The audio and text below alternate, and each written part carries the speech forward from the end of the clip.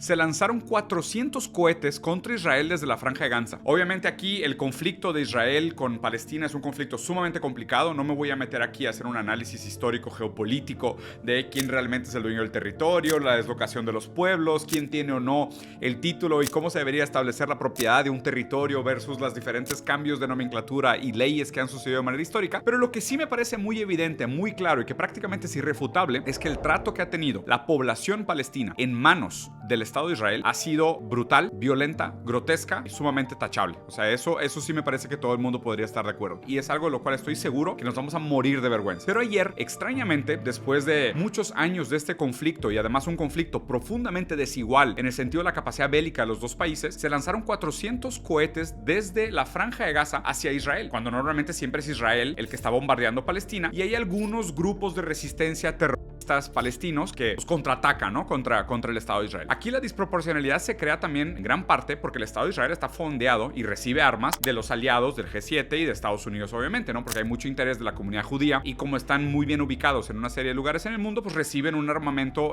con una capacidad bélica muchísimo mayor al que tiene Palestina. Pero hay una situación contingente en este momento que me parece interesante que analicemos, que es por qué al final consiguieron los palestinos lanzar cohetes y hicieron este impacto tan tremendo y se sintió esta fragilidad en el Estado de Israel. Son dos cosas a mi entender. Lo primero que es importante que analicemos es que como la mayoría del armamento que recibe Israel viene de afuera, viene de otros países, ellos por más que producen y fabrican, pues ellos necesitan apoyo de otros países que los fondean, de la comunidad judía que los fondea alrededor del mundo. Al mismo tiempo, uno de sus mayores patrocinadores, Estados Unidos, está metido en más guerras de las que puede pelear, ¿no? Entonces al mismo tiempo Estados Unidos lleva 130 billones de dólares gastados en el conflicto entre Ucrania y Rusia y obviamente también Estados Unidos no está pasando por su mejor momento económicamente, hablando de política interna y economía interna, pues obviamente el mantener tantos frentes de guerra, Ucrania contra Rusia, China contra Taiwán y ahora también Israel contra Palestina, pues es muy caro y aparte la economía americana pues no está en su mejor momento como les mencioné. Entonces el mecanismo de defensa patriota que tiene normalmente Israel para defenderse contra estos misiles, que es un mecanismo de defensa que intercepta misiles en el aire para que no lleguen a su destino, ayer empezó a flaquear, ¿no? Y ayer empezó a fallar y se notaron los quiebres en la armadura, por decirlo así, de defensa de Israel. Y lo cual me parece muy interesante porque esto va a tener repercusiones en el propio ánimo político internamente dentro de Israel, ¿no? De haberse pensados intocables y haberse